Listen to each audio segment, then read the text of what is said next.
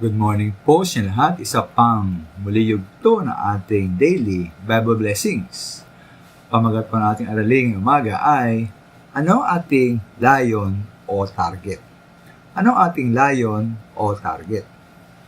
Ano pong kaibahan ng mga taong matagumpay sa buhay sa mga taong may turing na bigo, hindi masaya, at maaring miserable pa nga? Para po sa akin, ang mga matagumpay na mga tao ay may malinaw na layon o target na kailangang gagawin sa kanilang buhay. Halimbawa po, sa Biblia, natin mga ilang halimbawa.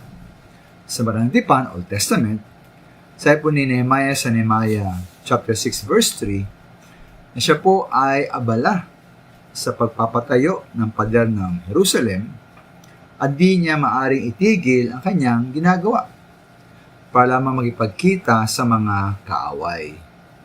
Ito nga po ang pakinabang na tayo may malinaw na layon sa buhay, na tayo po hindi madaling matangay ng mga walang halaga, walang kabuluhang mga gawain.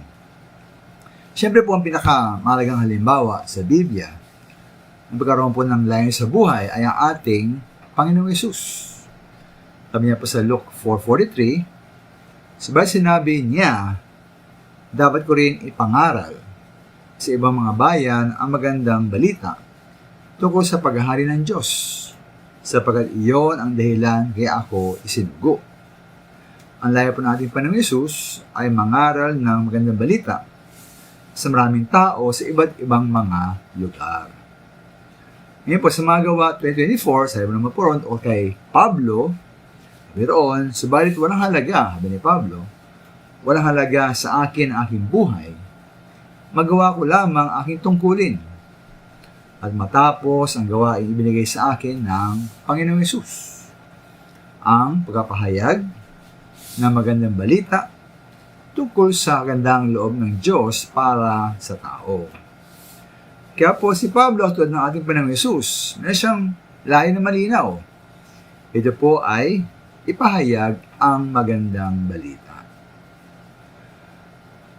Ngayon, para sa aking mga minamahal, sa ngayon, ang aking layon o target, masabi ko, aaring dalawa. No? Una-una po, ang magbagi ng salita ng Diyos. At ikalawa, tumulong sa mga nangailangan.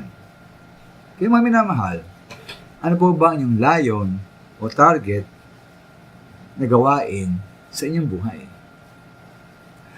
Maraming salamat